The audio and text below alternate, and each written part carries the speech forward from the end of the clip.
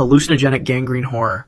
A 22-year-old college student died on May 13, 2011 in Oklahoma, United States. He consumed what he believed was a standard hallucinogenic research chemical at a party near Kanawha. The substance was thought to be 2-CE, a synthetic hallucinogen, but what arrived was actually bromo dragonfly, a compound so potent that a dose smaller than a grain of salt can be lethal. Because the drug was mislabeled, those at the party took doses appropriate for 2-CE, receiving in some cases 100 times the normal dose of bromo dragonfly. He consumed the substance on Saturday evening, May 7th. The chemical is known to cause extreme vasoconstriction, clamping down on blood vessels throughout the body with immense force. The drug's known effects can cause circulation throughout the body to deteriorate. The drug's effects can last not for hours, but for days. He was placed in critical condition and remained hospitalized for 6 days. Bromo dragonfly overdoses are known to cause lack of blood flow, which can lead to tissue suffering from oxygen starvation. At the same time, the drug is documented to produce terrifying visual distortions and paranoid delusions that can continue for extended periods. Victims of bromo dragonfly overdoses experience a nightmare that exists both in the mind and the body. The hallucinations are documented to be relentless and disturbing. Users report seeing things that are not there, hearing voices, and experiencing complete breaks from reality. In cases of severe overdose, medical intervention often cannot reverse the vasoconstriction, as the drug bonds to receptors in the vascular system. Both deaths from the May 7th incident involved violent seizures. Victims' bodies convulsed uncontrollably as their brains struggled against the chemical assault. The documented combination of severe vasoconstriction, prolonged hallucinations, and neurological damage can push the system past the point of recovery. Both victims vomited blood as their conditions deteriorated. The seizures can intensify in bromo dragonfly overdoses. When the cardiovascular system has been compromised by days of extreme vasoconstriction, it cannot sustain the additional strain. He died 6 days after the party, on Friday morning, May 13th, at Valley View Regional Hospital. The unpredictability of mislabeled synthetic research chemicals had turned a single decision into days of suffering for 8 people, with 2 deaths and 6 hospitalizations. Synthetic hallucinogen shock.